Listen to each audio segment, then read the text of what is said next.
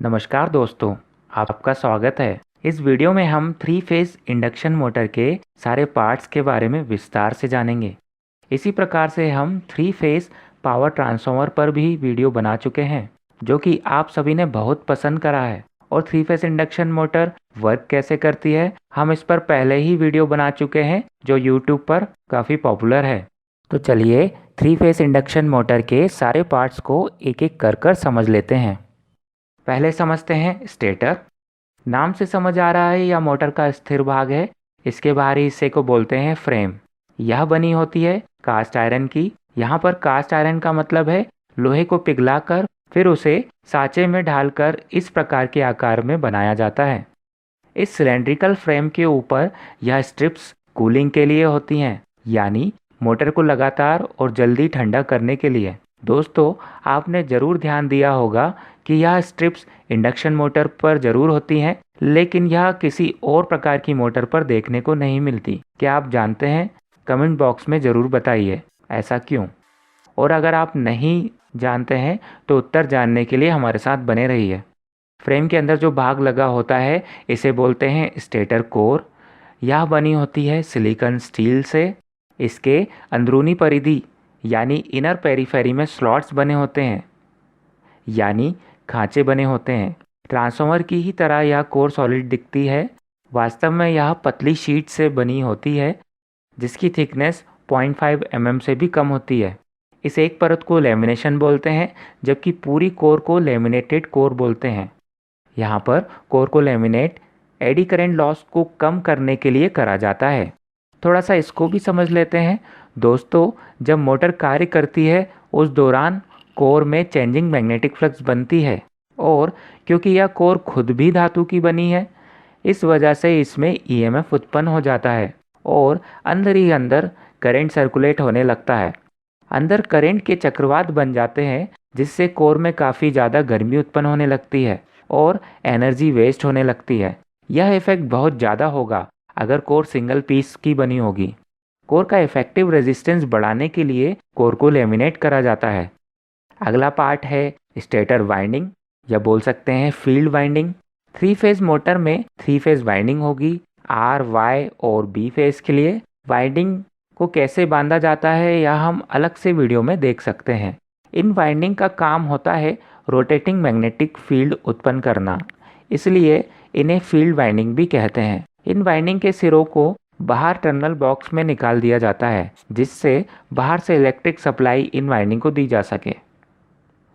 अगला पार्ट है रोटर या आर्मेचर। नाम से समझ आ रहा है, यह मोटर का घूमने वाला पार्ट है। थ्री फेज इंडक्शन मोटर में रोटर दो प्रकार के हो सकते हैं, स्क्वायरल केज या फेज वाउंड। दोनों ही प्रकार के रोटर की कोर लगभग एक सी होती है और यह भी ठोस ना होकर लेमिनेटेड होती है, मतलब पतली पतली परतों से बनी होती है।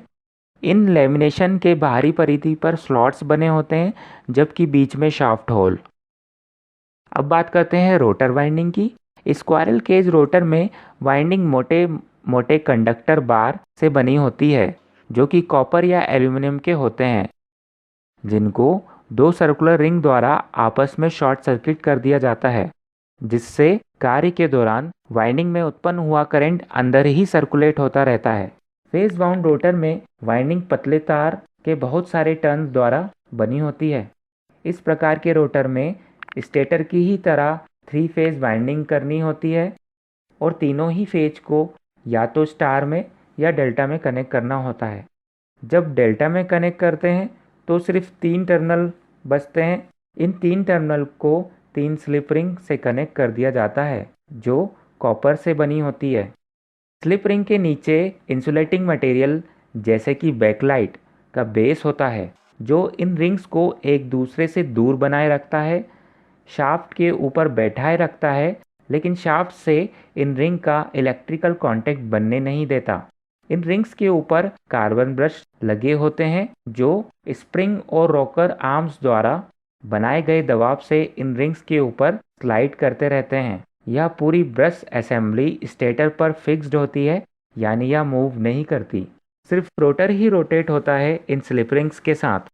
यह ब्रशेस रोटर वाइंडिंग में फ्लो हो रहे करंट को एक्सटर्नल सर्किट तक लाते हैं, जिसे रेजिस्टेंस द्वारा कंट्रोल करके मोटर की स्पीड एवं टॉर्क को कंट्रोल करा जाता है, जबकि ऐसी कोई सुविधा केज रोटर में नहीं होती।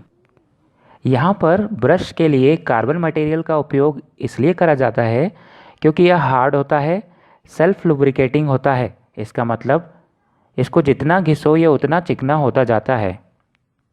इसका रेजिस्टेंस बाकी मेटल से थोड़ा अधिक होता है, जिससे स्पार्किंग की दर थोड़ी सी कम हो जाती है। केज रोटर का कंस्ट्रक्शन देखा जाए तो बहुत आसान है, लेकिन इसमें स्पीड या टॉर्क को आसानी से कंट्रोल नहीं करा जा सकता, जैसा कि फेज बाउंड रोटर के केस में करा जा सकता है। इन दोनों का डिटेल कंपैरिजन हम अलग से वीडियो में देख सकते हैं।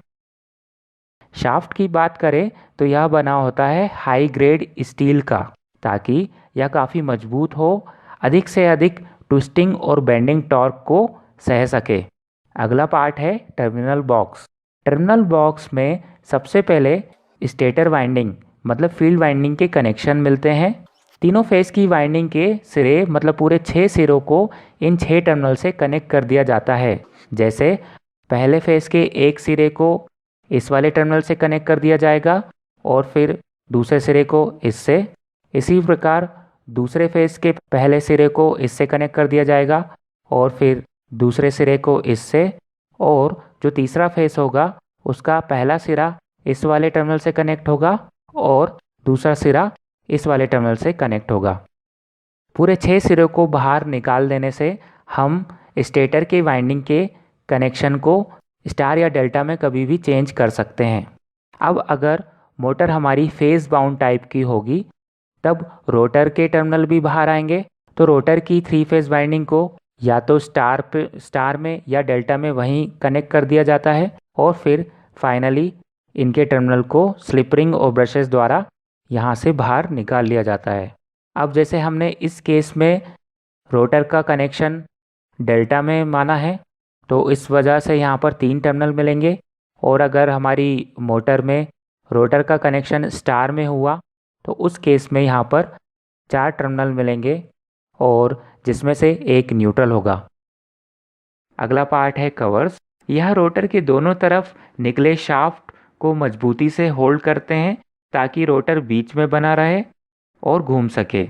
इसके लिए अगले और पिछले दोनों ही कवर में हाई ग्रेड स्टील से बनी बॉल बेयरिंग लगी होती हैं, जिससे रोटर को घूमते वक्त ऑलमोस्ट ज़ीरो मैकेनिकल फ्रिक्शन मिलता है। बॉल बेयरिंग का उपयोग फ्रैक्शनल एचपी से लेके 150 एचपी तक की मोटर में ही करा जाता है।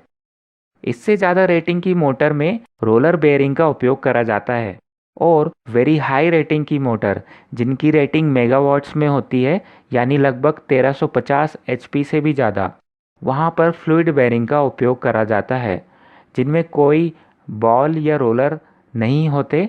शाफ्ट और गाइड रिंग के बीच में ऑयल या गैस की फिल्म को मेंटेन करा जाता है पंप या कंप्रेशर द्वारा। अगला पार्ट है कूलिंग फैन। मोटर के पिछले भाग में जो शाफ्ट निकला होता है उसके ऊपर फैन लगा होता है, जो कि रोटर के साथ घूमता है। इस फैन की ब्लेड कुछ अलग प्रकार की होती हैं, जो हवा को एक्सियल डायरेक्शन से खींचते हुए रेडियली आउटवर्ड फेंकती हैं, और इस फैन के ऊपर भी मेटल का कवर लगा होता है, जो हवा को मोड़ते हुए इन स्ट्रिप्स के बीच में से बहाता है, जिससे मोटर की गर्मी और जल्दी इन्वायरमेंट में लॉस्ट हो जाती है, और मोटर का टेम्परेचर लिमिट में रहता है ताकि मोटर का इंसुलेशन या वाइंडिंग मेल्ट ना हो जाए। फ्रेम पर कूलिंग स्ट्रिप लगाने से फ्रेम का सरफेस एरिया काफ़ी बढ़ जाता है, जिससे मोटर को ठंडा होने में आसानी होती है। लेकिन दोस्तों, इंडक्शन मोटर की ही फ्रेम ज़्यादा गर्म होती है बाकी मोटर के मुकाबले। तो मैंने आपको शुरू में पूछे गए प्रश्न का जवाब आधा दे दिया है। यह वीडियो बहुत लंबा ना हो जाए, इसलिए मैं पूरा उत्तर आपको अगले वीडियो में विस्तार से दूंगा। दोस्तों, इसके लिए आप बेल आइकन का बटन ज़रूर दबा देना ताकि आपको अगले वीडियो का नोटिफिकेशन मिल जाए, क्योंकि यह उत्तर गूगल पर आसानी से नहीं मिलेगा। तो हमने ऑलमोस्ट इंडक्शन मोटर के सभी पार्ट्स को कवर कर लिया है। यह वीडियो कैसा लगा ज़रूर बताइएगा। अच्छा लगा तो लाइक और शेयर भी ज़रूर करिएगा। अब हम मिलते हैं अगले वीडियो में, तब तक के लिए धन्यवाद।